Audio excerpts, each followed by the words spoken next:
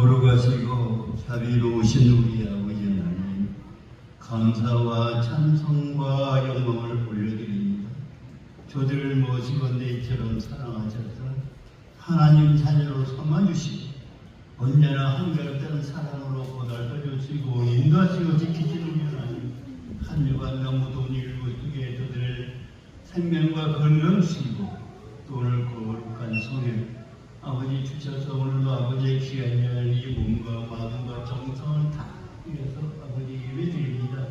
하나님, 우리의 예배를 받아주시고 축복하여 주시며 오늘 이 자리에 예배드리는 모든 이에게 한 해 신령한 복과 땅에 기름진 복으로 축복하시고 간절히 소원하는 기도의 제목이 되면 하나님을 여시고 속히 응답 내려주시옵소서. 또 아버지 하나님께서 28년 전에 이 땅에 하나님 위를 피로받고 사셔서 위에까지 축복 속에 인도하셨는데 앞으로도 어렵게 축복하셔서 많은 생명을 구원하는 구원의 방식의 벌을 바로 감당하는 무갑재단 될 수 있도록 축복하여 주시옵소서. 간절히 빌고 원합니다. 재단에 소속하는 우리 모든 가정들, 우리 직장의 사업장의 농토에 축복하셔서 금년 한 해는 참으로 하늘의 신령한 복보다도 높은 물질의 복과 건강의 복과 모든 물질을 풍성히 주셔서 하나님을 섬길 때 복음도 부족함이 없도록 축복하여 주시고 인도하여 주시옵소서. 간절히 빌고 원합니다. 오늘 주부에 보니까요, 우리 권희 원사님, 왕열 장로님, 이경호 원사님, 신순절 원사님, 황냄손 동님 상주를 두고 있는데 하나님 어느 때까지 저렇게 누워 있어야 됩니까? 우리 주인 충성스러워 오르만을 치료하셔서 걷는 못하니 걷게 하시고 말 못하는 만문을 열어주시고 또 건강 축복 주셔서 속히 기능 회복되어 신앙생활하는 데 어려움이 없도록 주님 도와주시기만을 간절히 빌고 원합니다. 또 아버지 하나님 권대로 축복받은 기도 장모님 두 분, 안수 집사님 권대 두 분, 아버지 하나님의 주택 교육 잘 받고 취임하여 아버지 여생 죽도록 충성하는 종도로 삼아주시고 무엇보다도 하나님 건강 축복 허락하여 주시옵소서. 오늘 신정에 있는 이 자들 이렇게 또 고집을 아버지 시험 본다고 하는데 시험 볼 때마다 지혜를 주시고 이걸 죽여주셔서 배원대로 잘 활용하여 시험 잘 줄 수 있도록 축복하여 주시고 인도하여 주시옵소서. 오늘 의견된 하나님 말씀 전하신 목사님에게 성령의 길만 입혀주시고 능력의 말씀을 전하실 때 그들 마음을 가장 열어놓고 이 말씀을 다 받아내기 어려운 시대 속에서 믿음의 생활을 잘할 수 있도록 인도하여 주시옵소서. 거룩하신 예수님의 이름으로 간절히 기도 올려옵나이다. 아멘.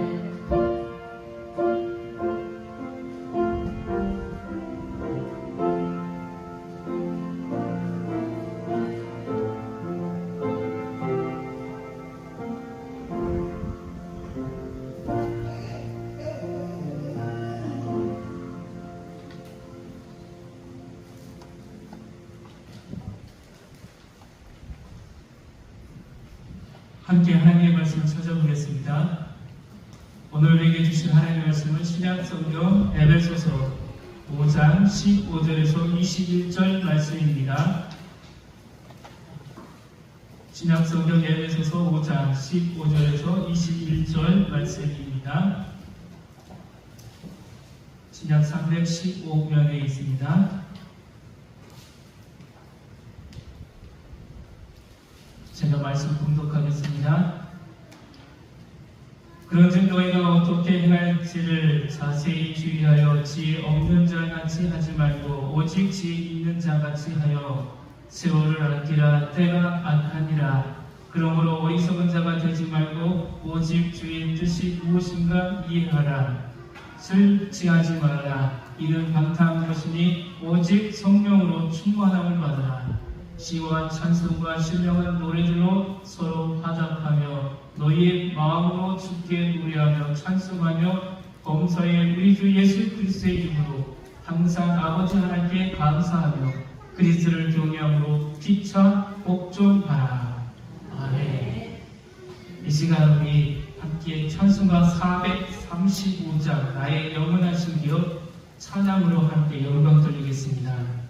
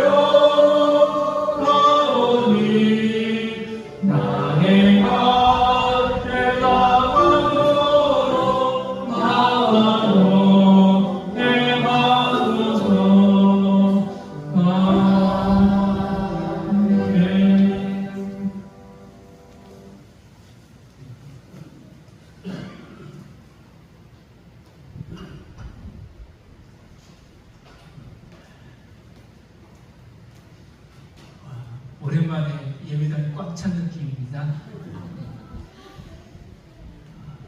우리는 예수 그리스도를 믿고 새로운 삶을 사는 성도 그리스도인이라고 이야기했습니다. 올 한 해 동안 이 에베소서를 중심으로 해서 교회가 무엇이고 성도의 삶이 무엇인지를 계속해서 우리가 보고 있습니다.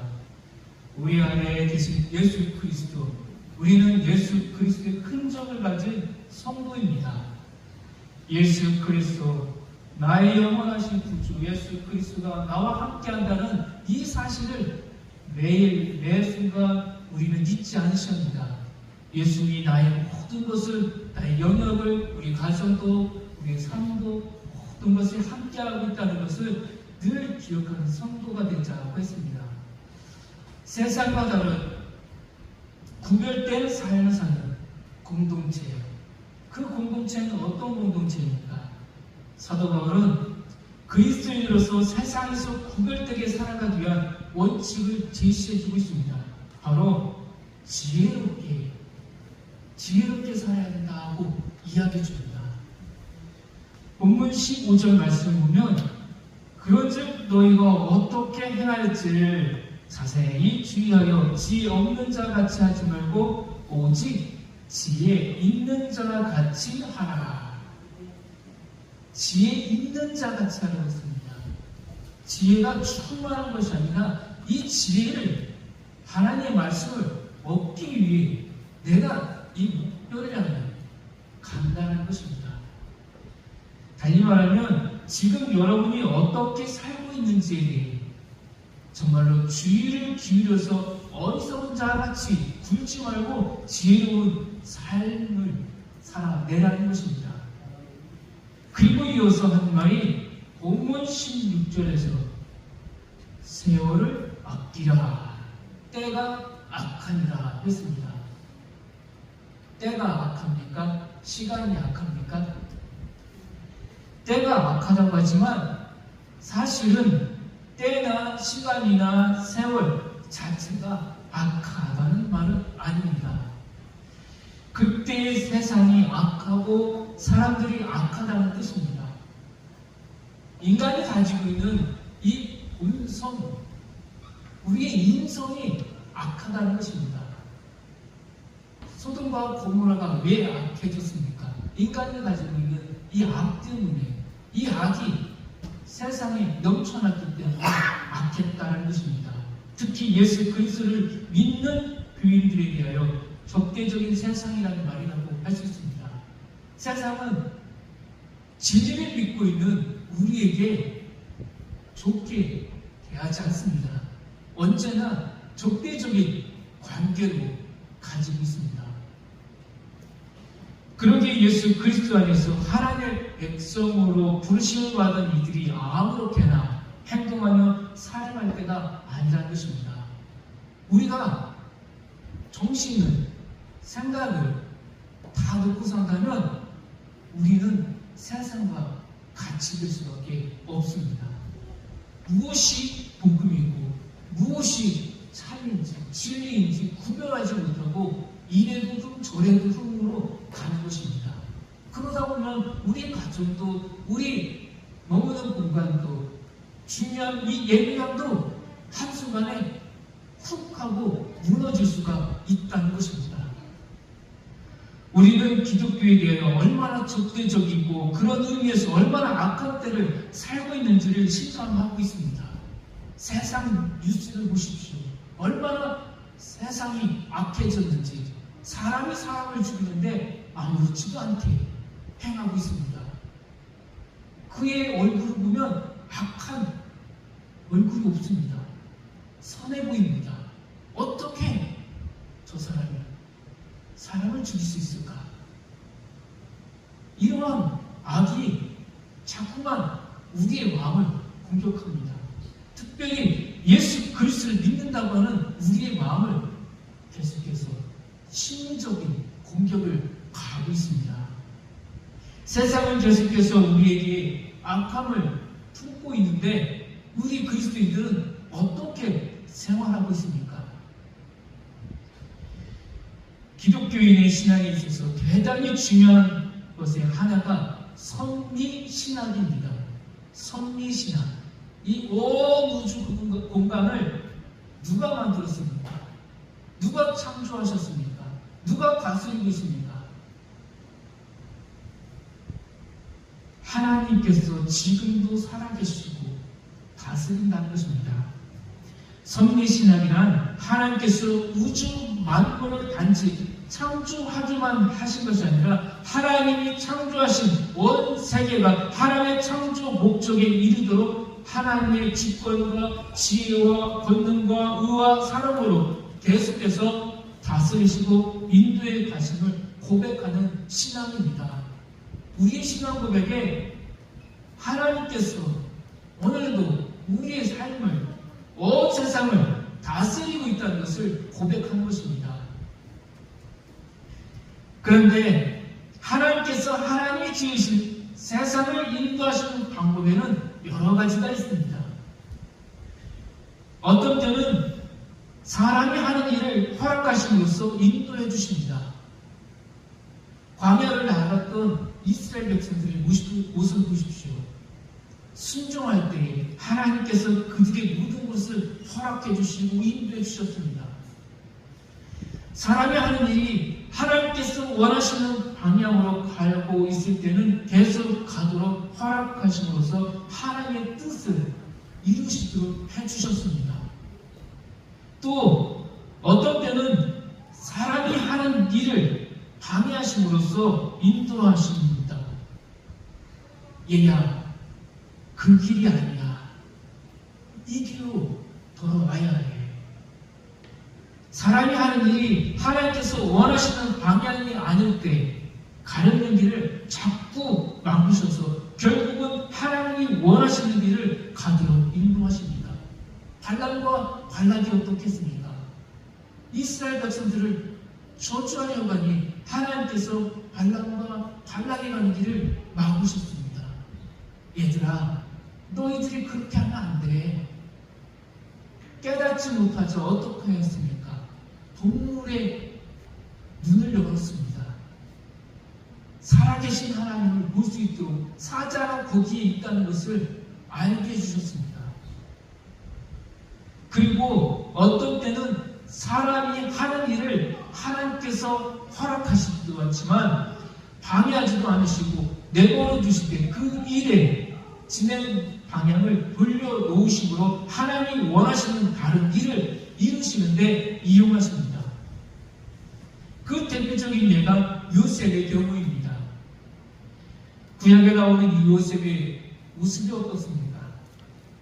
요셉의 형들이 아버지의 사랑을 독차지하는 요셉을 시기하여 그를 먼 애굽으로 가는 상인에게 팔아 넘긴 일은 하나님께서 허락하신 일이 아닙니다.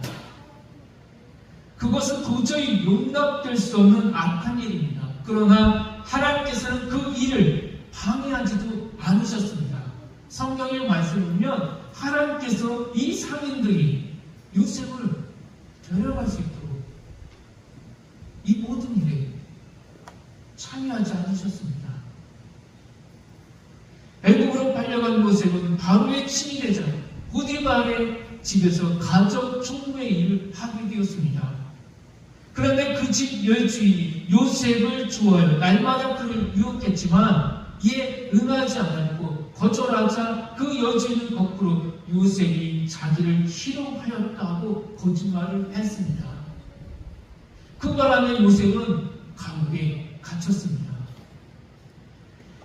그 여주인의 행실은 매우 악한 것이었습니다.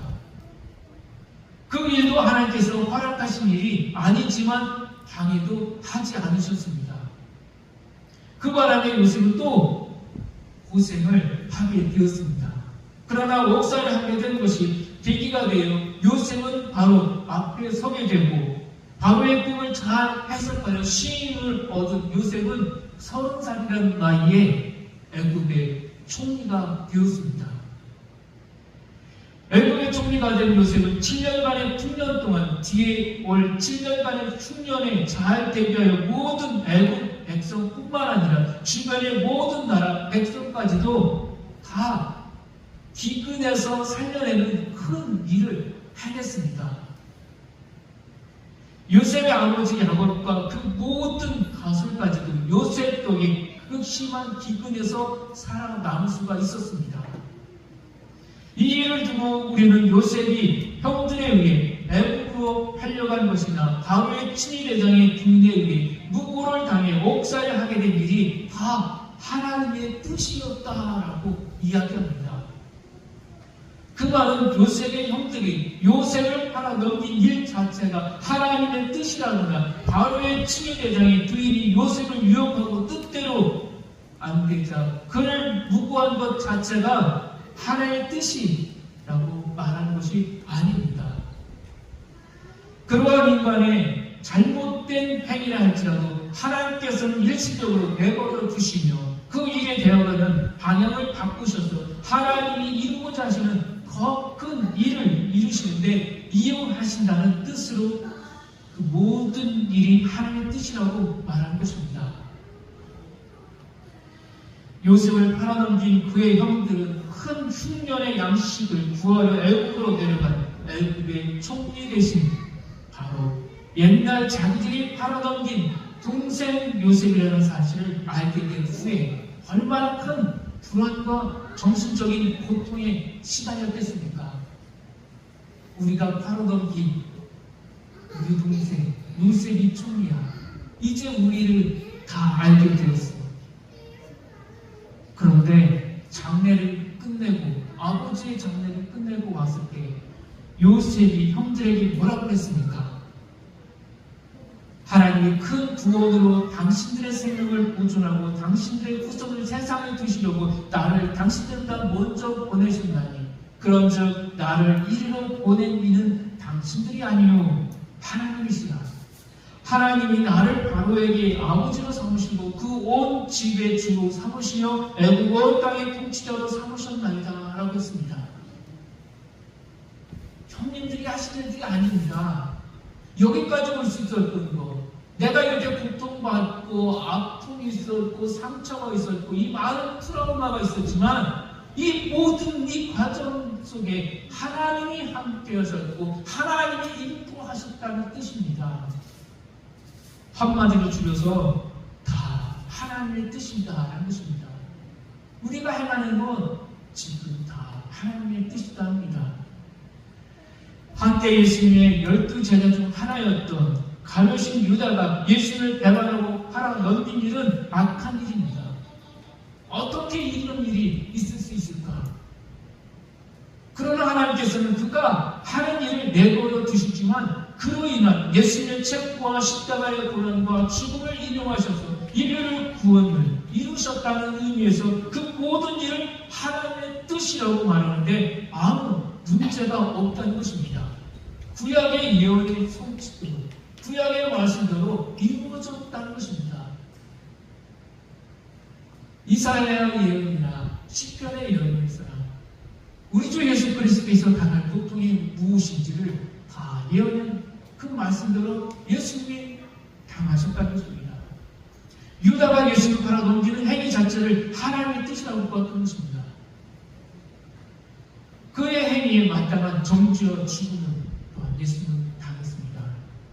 그러나 그 모든 일이 다 하나님의 주권과 그 섭리 아래 이루어진 것이라고 뜻해서 우리는 하나님의 뜻이라는 말을 사용합니다. 이 시대가 이전보다는 더 악해 보입니다. 어떻게 이런 일이 있을 수 있을까?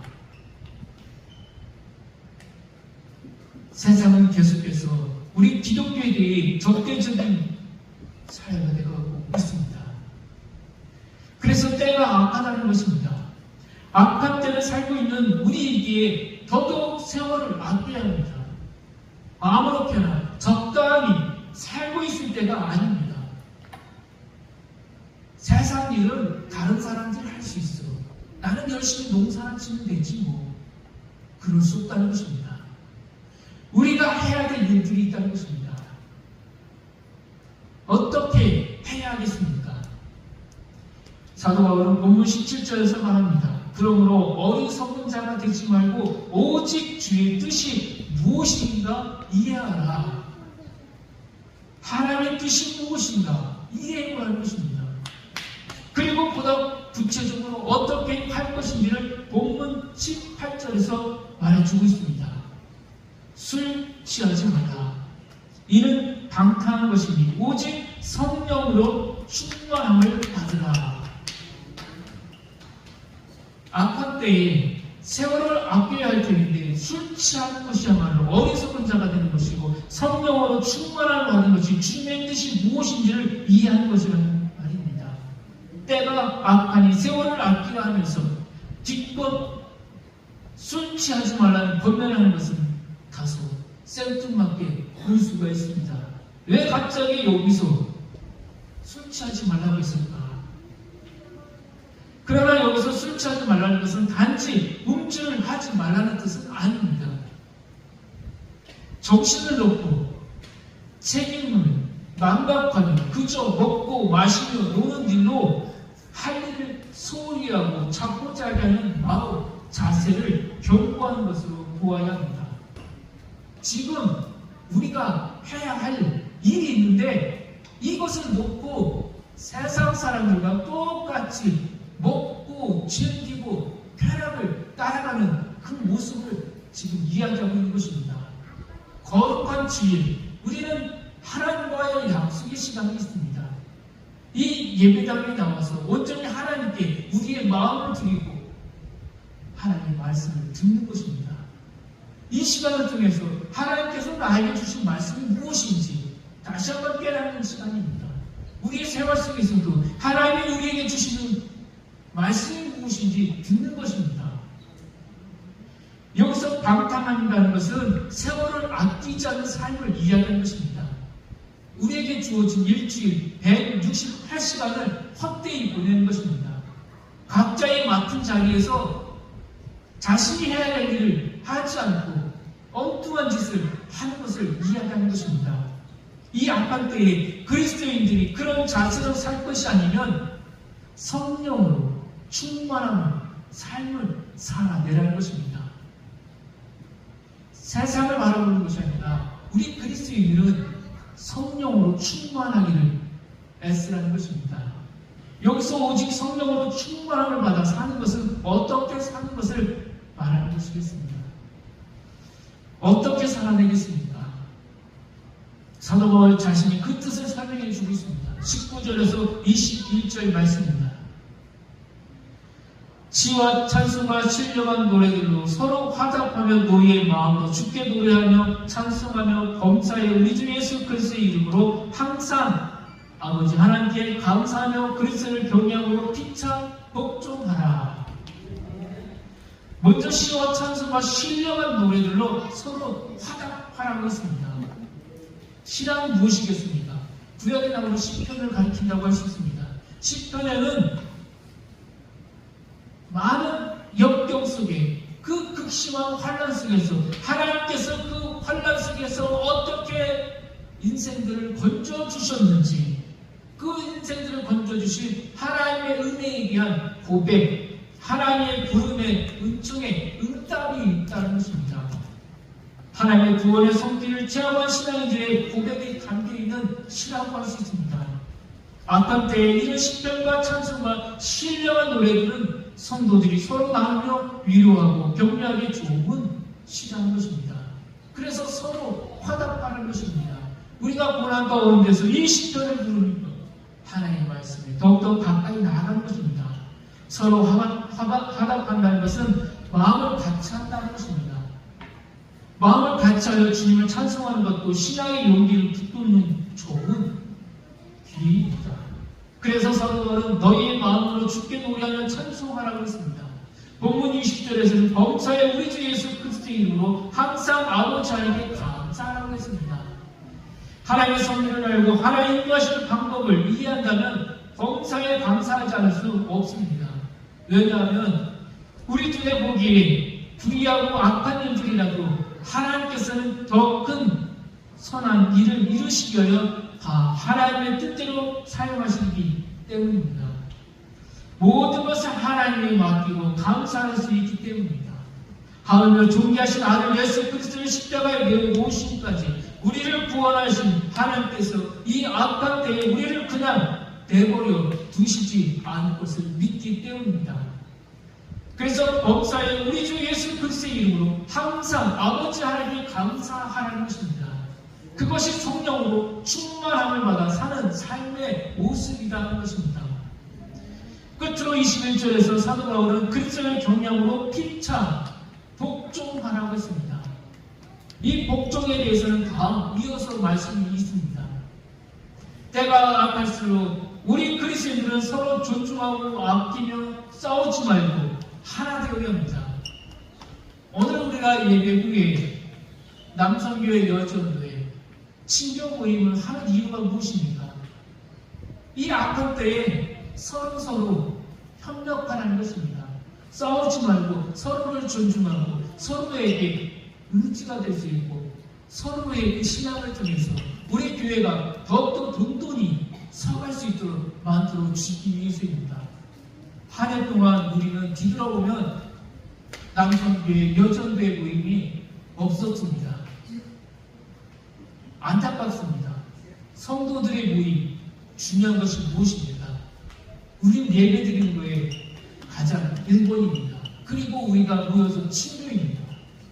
서로 일주일 동안 어떻게 지냈는지 함께 우리의 신앙을 돌아보며 악에 빠져 있었다면 그를 위해서 함께 기도하고 한 영혼이 천하보다 귀하다고 했던 예수님의 마음으로 우리 성도들이 온전한 복음으로 세워질 수 있도록 만들어 주는 것입니다.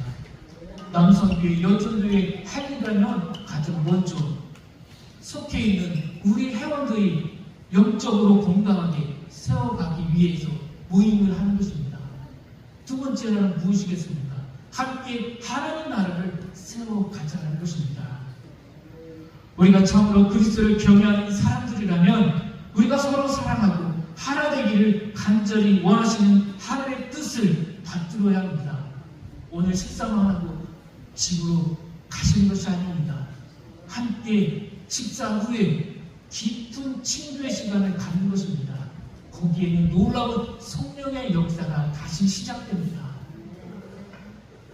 사도 바울이 그리스도를 경외함으로 피차 복종하라는 말이 여기 있는 것입니다.